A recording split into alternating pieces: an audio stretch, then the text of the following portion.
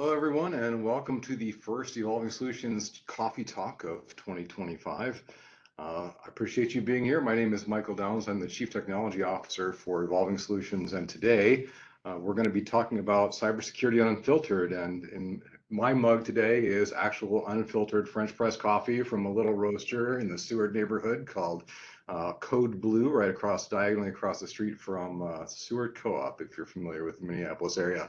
But let's continue on and get started and introduce the group of people that I've got with me today. As I mentioned, I'm Michael Downs. I'm the Chief Technology Officer here at Evolving Solutions. I'm also joined by Russ Staiger, who's a Principal Security Solution Architect here, John Bauer, who's a Senior Solution Consultant, and George Pagel, who's also a Senior Security Consultant with us here. But what I'm really more interested in is letting these guys have an opportunity to give you a little bit more of their background. So I gave them a chance to take a minute and put together a little bit of a story for me. So I'm going to start with you, Russ. What's one story that best exemplifies your work in cybersecurity? Well, it's kind of the overarching narrative of my career, which was I started in advanced medical imaging, and that was right at the advent of the HIPAA age beginning to sort of really take place. And then later on, sort of migrated into security, specifically working on client side with medical device manufacturer. So a lot of those, there's a lot of overlap, kind of a beautiful Venn diagram there. So bringing those two things together was an ability to kind of, I guess, in a very diverse set of talents, bring those together to tell a really good story arc about, where a lot of the really critical security controls we need to have around protected data, right? Which is, in the case of HIPAA, right, is a pretty extreme case. So that was sort of how I really put my foot down inside the security landscape, was to kind of drive that narrative, but it's expanded into PCI and a lot of other areas. So that I'd say is a pretty quick flight over that for me. Awesome. Thanks. George, over to you. What's one story that best exemplifies your work in cybersecurity? Yeah, I think what gets me going in cybersecurity is kind of pulling on a thread of that's interesting, and it's like, I mean, that's how pen testing was has always been for me, but it kind of started like, at least in a job that I was in security, was working investigations and digital forensics, and we couldn't figure out on this VDI how someone was getting in from the VDI into the internal network, because it was supposed to be solid. And Sure. So someone gave me an image, and I was looking through recently used lists, and Notepad kept on coming up, and I'm like, Notepad's, that's interesting. Okay, what can you do with Notepad? And so I just started doing Google Foo, and ended up on some Chinese language sites for some techniques that people were using. And turns out, if you just have the help on in Notepad, you can browse the internet or whatever it has access to, basically. Sure. And that included internal stuff, and that was where they made the jump. And I was like, yeah, that's really cool, and I love that. Man, what a great idea. Yeah. And that's kind of how everything's been in cybersecurity for me. It's like, that's really cool, I like that. Okay, cool, let's look into it and see what we can do with that. And that's kind of how it always goes for me. Is some little thread will be like, yeah, let's look into that a little bit further. Sometimes I get in a rabbit hole, but sometimes I also get some solid gold and figure out something really cool, and we have fun with it. Yeah, awesome. Thanks, George. John, how about you? So I guess my first go at cybersecurity was back in 1993, kind of as a gray hat at the university Unix system. So some classmates, we had access to the Unix systems, and like we found that the password file was open. So we had a good rapport with the administrators. They would just say, if you find anything, let us know. And so we kind of had a good rapport. And then fast forward to 2009, I was onboarded as the second application security resource at a local e-commerce company that was bringing on MicrosoftStore.com. So I was thrown into the vendor landscape with zero industry experience, and they said, you're responsible for web application firewalls. We need 100% coverage of all of our infrastructure, logging in monitoring, web application security testing, so static and dynamic testing. And during my time there and elsewhere, I discovered 5 breaches and numerous compromises where data hasn't gone out the door. So a breach is where data goes out the door. A compromise is where the system was manipulated. And then also system misconfigurations. And the key story behind that is I'm not the best programmer, the most technical, but one key point is I was looking, I was curious, and I cared. Yeah. So that was the underlying driver. So that's bringing the data into a big data platform, being able to answer the questions when something happens. So one key point is our WAF platform could only store 300,000 events, which is about 3 days of attacks, on the infrastructure. This e-commerce company hosted many Fortune 500, e-commerce sites. So, and in security testing, we would have organizations, they know that we have scanned third parties, and our customers would also have third parties scan us, sometimes with the same vendor without permission. So they would say, we found cross-site scripting. And then it occurred to me, I had been storing the web application firewall logs for many years. And I could answer the question, yes, we saw it when you attacked us. Yes, it is a vulnerability, but we also have the data to show it was never used in the wild. So having that historic data is key for answering questions on security incidents. Awesome, thank you. I think the theme that I'm hearing from all 3 of you is one, starting someplace other than security and almost pivoting to it out of a sense of curiosity and just the neat factor, right? It's like there's a different way to use this, or there's a more in-depth way to use the technology that you're riding on top of or responsible for, and finding new and interesting ways to take advantage of it, which sort of led to a career. So I think that's fascinating. Yeah, there's a bit of a personality type that comes with this. My first computer was a Trash 80 in 1979, and I was sort of your 80s hacker kid, and everything from pop machines to the local telecom, and just kind of a spirit of exploration. Like, I was pen tester in town here for 4 years, and there's just a certain kind of person that pursues those oddities, like John mentioned, right? And you kind of go into undiscovered territory, because for a long time none of those things were being mapped, so it was all brand new discoveries. So yeah, there's a lot of very interesting things you can see when you lift up the covers. Yeah, and another point there is, in many cases, I don't know if those things would have been discovered if someone wasn't looking. Right. Yeah, good point. So, Yep. What I think is my sort of leading question for you guys then is, so you've all been at it for well over a decade or longer. What's changed in the last 5 years? So you mentioned that originally people weren't looking for stuff necessarily back in the in the late aughts. John, you were working for a company that pretty early web commerce still, but some things that were going on at that point that you're finding that at this point we sort of say, hey, that's standard. People are going to look for that kind of thing or something like it pretty regularly. So what do you guys see that's changed in the last 5 years that have maybe changed your approach, or is it really not that different? So I think the big change is really one of the massive shifts that happened was probably between 2014 and 2016. Okay. And that was when we started to see the advent of botnets actually force multiplying a lot of the attacks that we saw. So phishing attacks generally to that point were pretty labor intensive actions by the attacker. And then around March of 2016, we began to see that they were being able to force multiply that across all these botnets. So you'd have hundreds of thousands of unique sender addresses, rather than being able to block one thing or say that there's a particular type of stereotypical approach you can filter out. Mhm. In the last 5 years, though, I think it's really one of the shifts that we've seen, at least in this side of the industry, the way that we see customers adopting security is that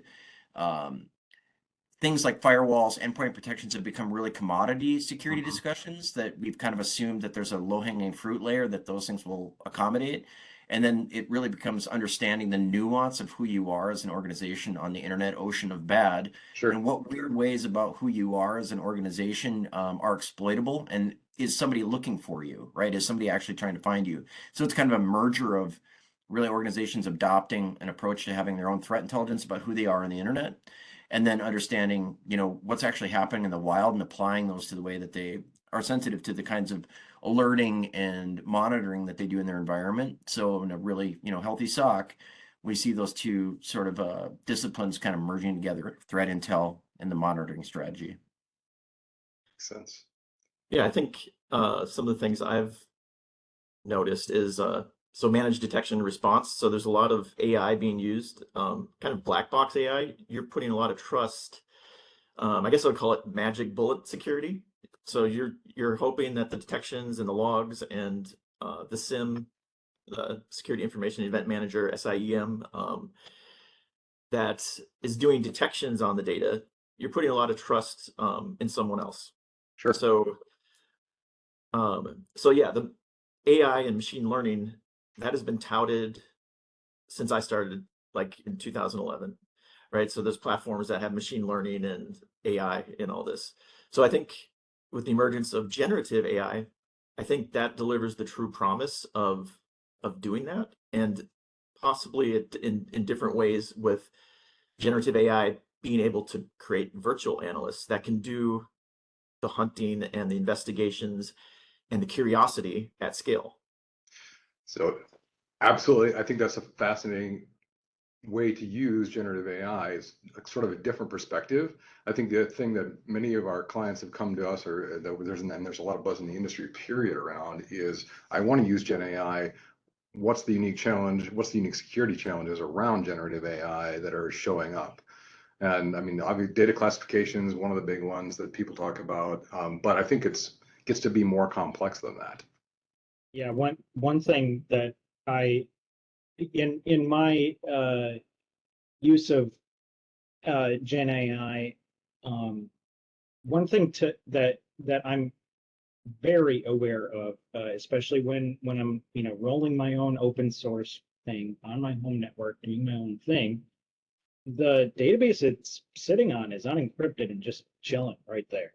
It's on that box. Mhm. All of the everything I've ever done with it is right there, and that's just an easy scrape.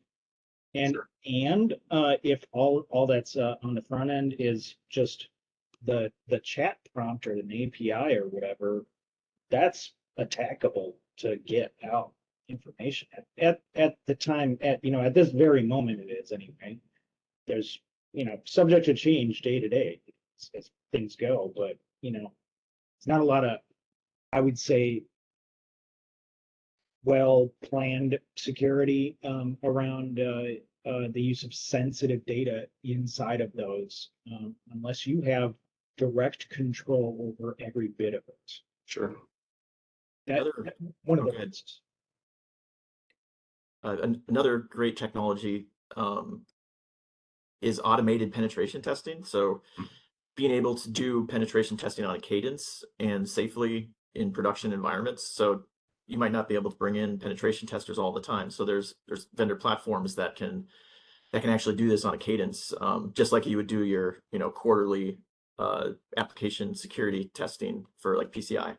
Sure. So there's a great and they're utilizing AI to handle those findings and present them in a great way in the reporting.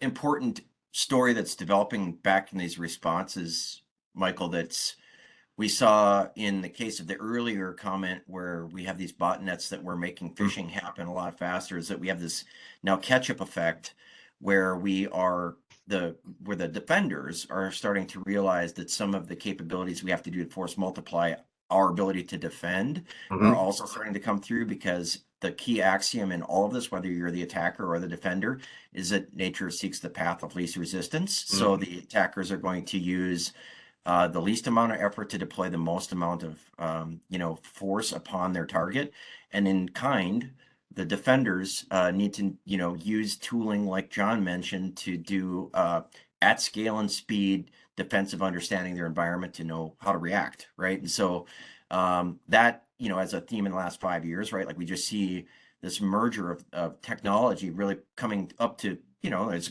obviously commercial advantage to selling these things to, and that's where some of that comes from. But at the same time on the attacker side, right, like they're also trying to get more from less, right? So that'll be an interesting thing to see how many different ways this AI capacity is, not just anymore in this pen testing capacity. Like where else will that find a home? Sure.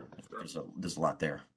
And also, go ahead, John. No, I was going to say micro segmentation. So that's also been the holy grail for the past 10 years.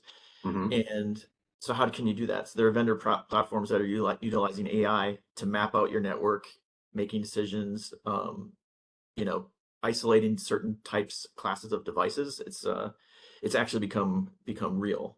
Sure. Well, and I think it's really clear to me that this generative AI is helping a lot of things that used to require an expert become easier. And sort of allowing you to scale your expertise. So you still, I profoundly believe that you still need expertise. You've got to have somebody who really understands these things in order to be able to use AI as a tool. But the ability to scale that person is a huge benefit of generative AI that if you, regardless of what domain you're in, whether you're in security or other places, that's really one of the key benefits that it's bringing to the table. Theoretically, that should make it easier for organizations to operationalize cybersecurity. It should be easier if I've got fewer people. John, to your comment earlier about sort of automated security analysts, there's an ability to do that, but organizations are still seem to be struggling with operationalizing making their cybersecurity real. What are the things they're struggling with, and why is it so hard?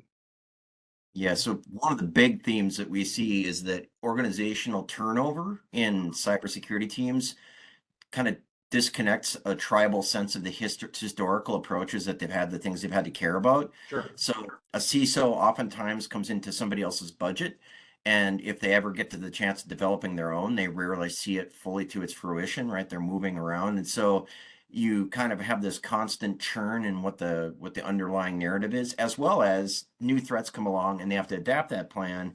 So it's really difficult for them to plan things 3 years into the future that are effective there, because honestly, we really don't know, what the future looks like. Right. So there's again, that tribal center column of like, this is who we are as a security organization. These are things we care about. There are some axioms there, but like a lot of it, the very sort of the nuance that makes it define the attack and defense posture for the specifics of that organization kind of get lost as that turnover occurs. That's a really, really big problem. And on that point, I think part of what's lost in that type of turnover, or I guess in that type of turnover, is maybe the focus is taken away from the simple steps of what information security has been for 25 years of, simple have an inventory and, have a policy and a procedure. This is how this is going to go, and this is who's responsible. And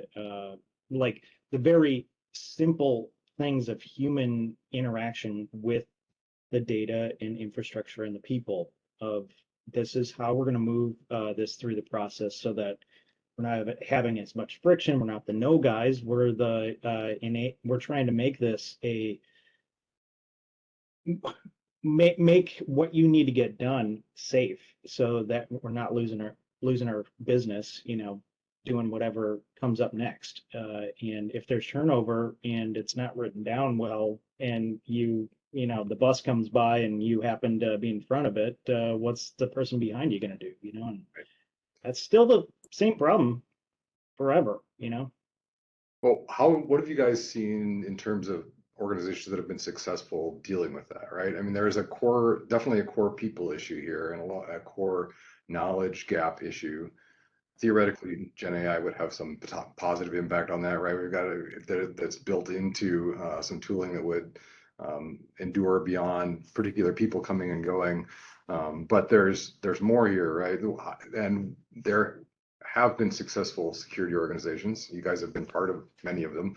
What have you seen happen that allowed you to sort of cross that barrier to get to the point of being successful operationalizing it? It comes right down to strategy, right? Like, so it has to be an executively sponsored strategy that says at some point this is who we're going to be. Yep. It doesn't, like, there are those static like rules of engagement for their problems, right? That they say in every case we always want these things to happen. And it's interesting, a reflection of how that hasn't happened, thus the problems we have, is that today there's a huge industry around data classification and protection. Yep. Organizations just today, like Fortune 2000 companies, are saying, man, when we really got to figure this out and understand where our data is and what to protect.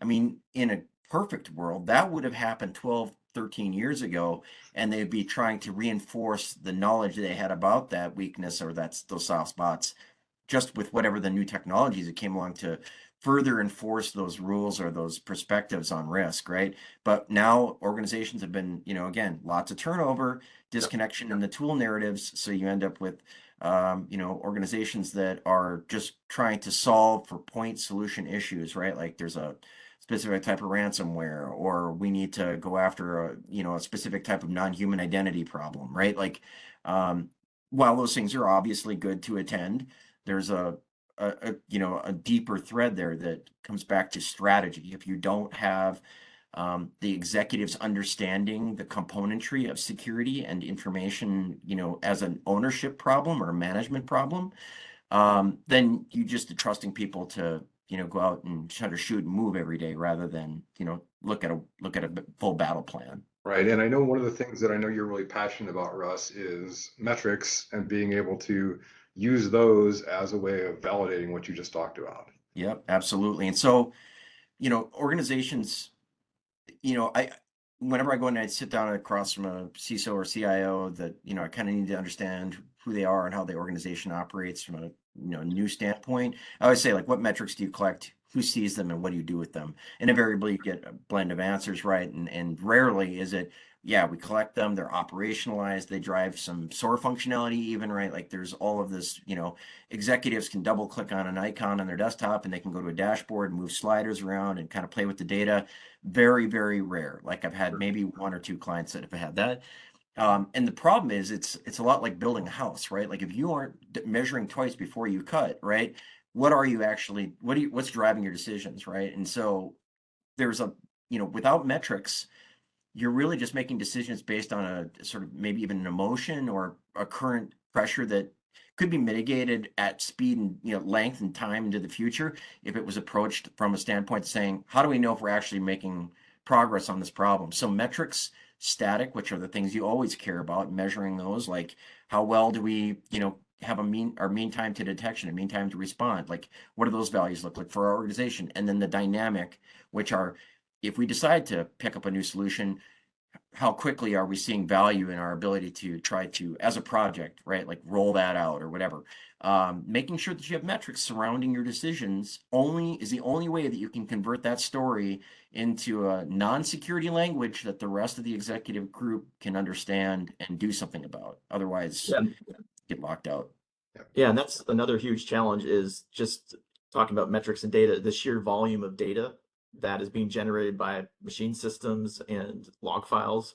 So making sure you're collecting the right data, but then there's also ways to aggregate and reduce that amount of data. So there's vendor platforms that can do pipelining of data to stream it into your big data platform. So the cost of storing this data, your requirements for retention, they all affect the cost. And then what are you doing with it? What value are you getting out of it? There's more than just value for security in all these logs and data. There's operational, there's business. Yep. So having the right platform so you can ask the questions on the data and get answers, and then get value to the whole organization, not just siloed groups. And I'd add that metrics does not need to be like, oh, we don't have a SIM platform and an analytics platform, we can't do metrics yet.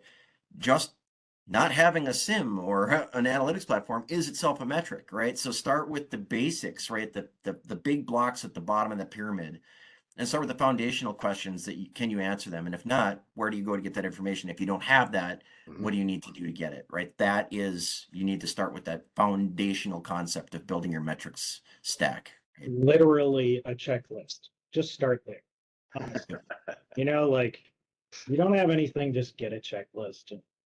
I don't know, you'll figure it out because you'll start checking things off and maybe you start getting better analytics too, you know, better numbers. I don't know.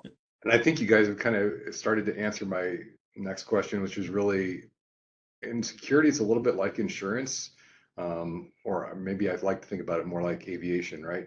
You know you succeeded because nothing bad happened. How do you how do you validate that? I mean, how do you declare success when success really is nothing bad happened? How do you be able to show that back to an organization or show it back to stakeholders? I think that incorrectly perceives the situation, right? There's no smoke, no fire kind of concept, right? Yeah. So we have clients, very large companies that when we have conversations with like, how do you know, like how are you confident in your tool sets? Like, what is it that you drive, is it metrics? Well, no. Like, well, how do you know? Well, we haven't seen a breach yet, right? That's sort of a Schrodinger's security. Right? It's like without really being able to peel back the covers to understand where your gaps are, right? Like that really, it's not about detecting every single breach, which would be nice. It's really understanding, do I have the sensitivity to detect the different types of breaches, right? Yeah. Because that's where it often falls apart is you make assumptions about what these tools do. Maybe they were oversold or they just were too busy to go and invest the time to understand what that tool or solution or service is doing for them. So the disconnection from the narrative of what actually happens and from a risk prioritization models perspective in their organization, that disconnect is what allows them to have sort of a numbness to the idea that if there isn't smoke, there isn't fire, right? And it's really not that question. The question is, where are my visibility gaps? What can't I see? And trying to get customers to see that is really, it's a victory when it happens, and it's a process, and that's why we're here. Yeah, I mean, that makes sense. Yeah, and I think I would add to that. So when an incident happens, or you're trying to answer a question, what happened on the network? Where did this file come from? Where did this DNS request come from? Being able to go back to that, this is the actual event where everything started. And one of the breach I was involved with, they got away with 38 million records of data, and they were long gone 3 months ago. So they dumped the whole database, and so I had to answer the question, what happened here? Yep. So I wasn't able to find the exact data they got, but based on the amount of data that went out the door, because we had network log and metrics, I was able to estimate, well, they got 500 megabytes, and I did a dump of the database, and that's about 38 million. So that's the only information we had with the logs we had at the time. So that helped us instrument a lot more finely grained and logging to answer those questions. Yeah, and that theme keeps coming back up, right? What's the data that we have? How can we aggregate the data? How do we make sure we have visibility into the data that we think we're going to need, or that we know we need, but we may not have visibility to right now? How do I get the gaps that I don't have? So maybe that's a question for you, John. How do you sort of get around to what's my missing piece, right? I may be aggregating data, traces, logs, whatever else. How do I identify the things that I ought to be gathering that I'm not? Sort of what's your signal in the noise that sort of says I need this thing that I'm not getting in order to make better decisions? Yeah, so that kind of leads into the observability, which is it's a big buzzword right now. So you have applications, infrastructure, and then you have wire data, what's going across the network. And the network is really the only thing that doesn't lie. So making sure you have the right visibility and instrumenting visibility in all those points, you can start creating an inventory. And with that inventory, then you can start doing risk classification and choose where to spend your time for diligence. That makes sense. I think it's a really interesting area because we've talked about observability at Evolving Solutions before, sort of more from the application visibility, observability space. But the really interesting piece of this in my head is you're gathering all this data to be able to make good decisions and provide insight to a variety of stakeholders. Yep. And security sort of becomes a great way to start to have that conversation internally, because you can tell a story.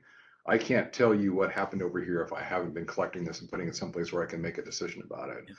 And it's sort of comprehensible to people. It gives you the chance to take that data and do other things with it, right? I can go understand why my business service has been down or other things like that. But there's definitely sort of a cohesive story there that I think a lot of times organizations can get their heads around a little bit.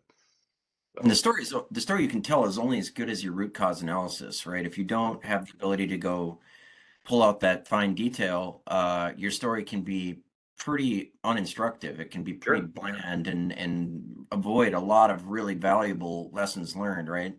The post-mortem effect, really, the ability to pull that data back is perhaps as or more important than the ability to catch it in the first place, because if you can't teach yourself how to fish, so to speak, right? Like your organization is broken from a lessons learned standpoint. So when we mentioned earlier, like the AI powered pen testing capabilities, right?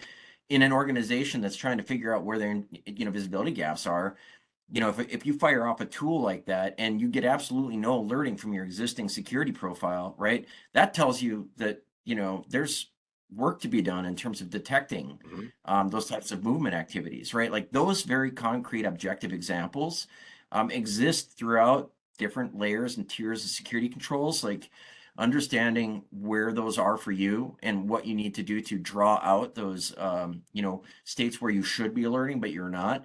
That's really what we try to bring clients to, is an understanding of where we can bring out those inflection points and bring out that visibility from a whether it's reconfiguring something they already have, or it's that they just need a net new capability altogether. Well, and that's really instructive, right? That historic log set provides you both information that's useful as you look back for forensics or other kinds of reasons, but it's also becomes almost your insight engine that allows you to start to be able to ask interesting questions that give you insight into where you've got gaps. Yep. And you start to see why that's such an important pillar of a security approach. Yep, absolutely. So I wanted to throw a thought experiment at you guys. We know this isn't the real world or anything, but just pretend for a minute that there aren't any regulations or there's no compliance required, that all the organizations out there, healthcare, they don't care about their private information anymore, because at least there's no regulations that tell them they don't care about it. There's no FDIC overlooking the banks. You got no regulations you've got to worry about from a security framework. What would I still care? How would I still decide what I cared about from a security perspective? Yeah. What would my choices look like if it was in that model, or why would I make choices? Well, that's where you break it down to what is your business model and what does it take to get your item out the door, whatever it is, right? Like if you provide a service, you're some sort of SaaS fintech solution, or you produce a widget that goes out the door, you have to stop and say, what is the request chain that says somebody needs something that I sell, and how does it get out the door, right? So if we're taking security, we're just boiling this from the basic capability of being a company at all up to security, starting with the risks that impair the ability to deliver on whatever your product is, and understanding that from both a mechanical and an operational standpoint, and from a human resource standpoint. Sure. Like what is involved there, that's where you'd start. So what are the things that risk it? And maybe those are OT device attacks, right? Where somebody says, I'm going to extort you by taking your conveyor belts offline, or maybe it's something a little bit more subjective, like, if we get too much rain in a certain location, we can't, we lose power, the network goes out, right? Understanding those risks as well, things that are not necessarily human generative attacks, right, against your posture. So understanding where that all comes from and developing a risk register that's the primacy of a well-constructed GRC strategy, is to say, do we have a risk register? Do we understand what those things are that inherently can block the ability for us to do business, and then putting those into a risk list, and then saying, is there anything we can do to mitigate these? And if not, and of the things we can mitigate, which ones are because there's an attacker and which ones are just because of the way we do business, and finding some happy medium between those in terms of how you deliver the resources. And I think, Go ahead, Rich. I think fundamentally too, just as humans, we've developed threat modeling. It's why we have locks on our doors. so the stuff doesn't walk out the door, right? Someone doesn't come in and take it because, I mean, maybe 50 years ago you didn't have a lock on your door all the time, but now you do because that's just how bad actors are acting in your neighborhood now. Sure. And that's just so groups of people like us would still get together and share information about how to handle these things. And we'd still be doing all this. It'd just take a motivated decision maker to, actually implement still. I mean, it's still the same problems. You need a motivated decision maker, and then you still need, people with the expertise about how to secure against it. One common question that has come up in every single organization that I've worked at is, how do we know what we don't know? You guys hear that question a lot? So Yeah. my answer is, you won't know until you know. You won't know until you look. You won't look until you care. So it's basically like the things I talked about, gathering the logs and visibility from the network, identifying the assets and identities and applications, classifying the risk on them, bringing in your vulnerability data from your vulnerability scans, your change control data, right? So the holy grail is to correlate all these things, maybe your business, your sales, Mhm. and so you can see, like Russ was talking about, like the security testing. When security testing is done, if that's not presented in the logs, that's a problem. Right. And also, when the activities are happening, are there new system errors from the application or infrastructure or operating systems that are showing new errors that you haven't seen before? So you can do the tests and get the findings, but if you really don't pay attention to what's happening on the back end and having people that are looking, that's one huge gap that is missed in a lot of organizations. That makes sense. Related question for you guys, or maybe another little bit of a thought experiment, because I don't think this is true anyplace, but if you had to start a cybersecurity organization from scratch, what are the things that you would do? Where would you start? How would you make that happen? How would you operationalize something? And I'll give you a really short timeline, say 90 days. You got to go from nothing to secure in 90 days. How would you approach that challenge? Number one step, get the GRC risk prioritization model in place, develop the metrics to say, what can we measure and what can't we measure? 2 piles, right? Sure. And then start to look at the can measure things for what are the immediate risks we have available to make determinations about. And from the things we can't measure, what do we need to do to go get those insights to develop a better sense of pile A, right? Mm-hmm. That's first and foremost. From a technology standpoint, there are just about every tool or equipment, piece of equipment you can buy has some sort of syslog or some sort of log it can put out. To John's point, we use this term observability, but really the idea is just being able to provide analytics to what is available to you. So going and doing an inventory of what kinds of logs are available to me in my environment so that I can say, are there interesting ways I can pose these, create high-speed pivot tables in my analytics platform to tell me interesting things about these machines, and then start establishing the baselines of what's normal behavior in these logs and what isn't, and then work backward from there to figure out who is and who isn't a good guy on the network. And threat, honestly, the first thing I would do in the door is, okay, what do you sell? Okay, here's how I would get that away from you as my bad guy. Like just as me as the bad guy brain after having robbed banks for 10 years. I'm like, yeah, this is how I would get it. I want to go and do this. I'm going to get it, and this is how I'm going to do it, and that's how I would start securing things. Getting observability, getting metrics around how to watch for that type of behavior would be right there. Another great question to ask is, in my organization where, like I tried in prior speaking engagements, I tried to coin this phrase that security is rarely convenient and convenience is rarely secure. Where are the greatest opportunities for laziness in doing the right thing that potentially induces risk? Go find those things, because they're there. And those are, it's those moments that either singly or in a blended attack make the worst things possible. Makes sense. I think for me, the overarching theme that I've been going back to is first building that inventory, understanding what you have, and then risk classify it, and start bringing that data in. So yeah, I think that's a key point, is visibility and building those inventories. Oh, and that's it's interesting that the three of you are you answered the same question in different perspectives, and you need all three pieces, right? I just I think that's a testament to the strength of this team. It's fantastic. So the last question I wanted to ask you guys is, what do you see going forward? What are some things that you think are going to evolve in the security landscape in the next few, I don't know, even the next few months? I think we're in a little bit of a time where things are changing pretty rapidly, and we may see some rapid changes. Wondering if you're seeing any trends that you would call out. Good, John. Why don't you kick it off?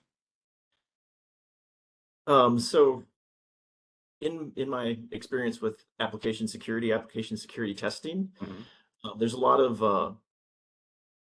web application firewall providers that they're kind of touting to be the magic bullet WAF to protect your web application.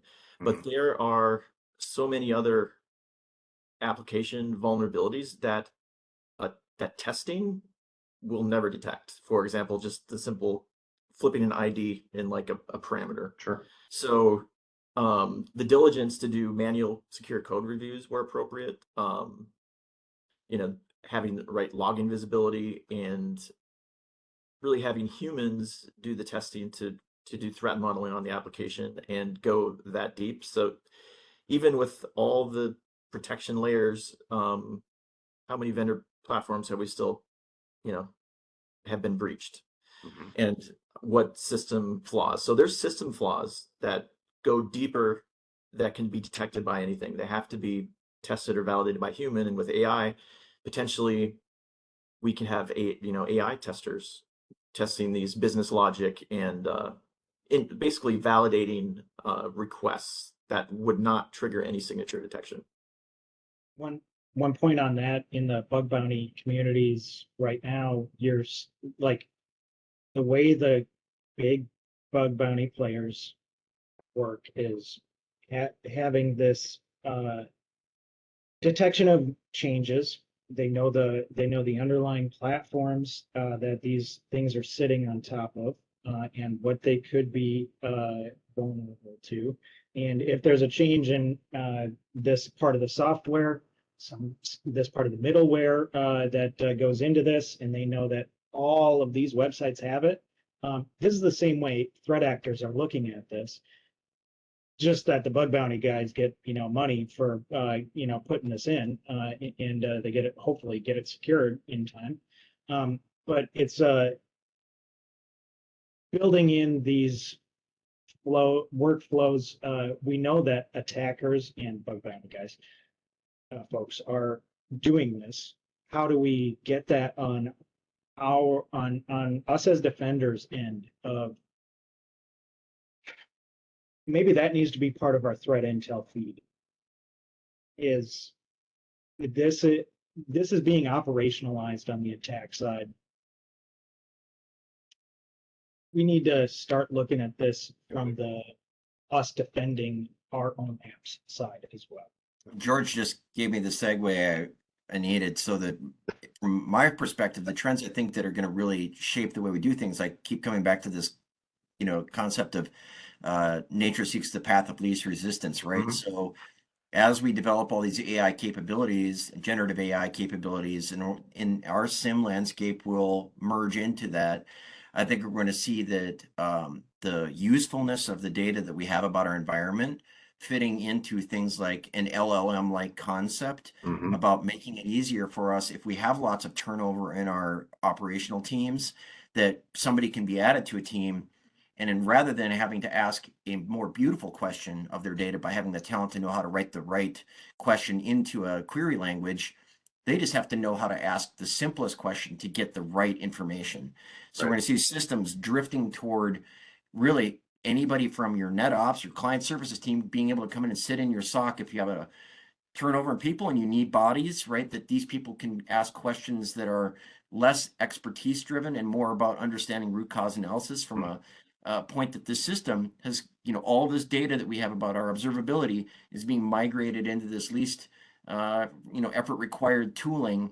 I think we're going to see transition in that direction very strongly. And so to George's point, we need to be able to take that same active, measure that the attackers are using to force multiply themselves. These, our manufacturer community will step up, I hope, and provide us with equal tooling that is sort of, doesn't drive needing a specific level of expertise in order that we will take the expertise issue out of our ability to respond or to detect. Well, so I think that's a great place to end. The other thing I would add to that is what you just described is my expertise isn't gone, it's shifted. I still need curiosity. I still need somebody who wants to find out what's going on that impacts the business, may not understand the technology behind it, but has a different kind of expertise, which is the ability to look at something. And to George's point repeatedly, which I love, is how do I break it? How do I know what's valuable to you? And so if I'm going to try to break it and I've got the tools to help me figure out how to secure it or how to understand where the weak point is, I've really accelerated my humans that are interacting with my security in a whole different kind of way. So I think that's the theme that I keep hearing. People and humans and understanding that and being able to pull that into to how we think about things is critically important. Curiosity is critically important. And then the data and being able to aggregate, think about, analyze, find the answers from the data so that you can both answer what you don't know and what you need to better understand. There's one last platform. So a lot of organizations aren't doing some level of full packet capture. So this is from the perspective of application security. So traditional WAFs are signature based, some are profiling based, but often web attacks come in that may bypass all those things. So having some level of full packet capture, like maybe a week, some organizations do months or years. So you can deep dive into that data, do appropriate masking for PHI, PII and stuff like that where appropriate. But that's sometimes that network recorder might be the only answer if you're not collecting the logs elsewhere because, for things that happen on the network. Oh, I love it. Like you said earlier, the network doesn't lie. So thank you guys. I really appreciate you taking the time today. Great conversation.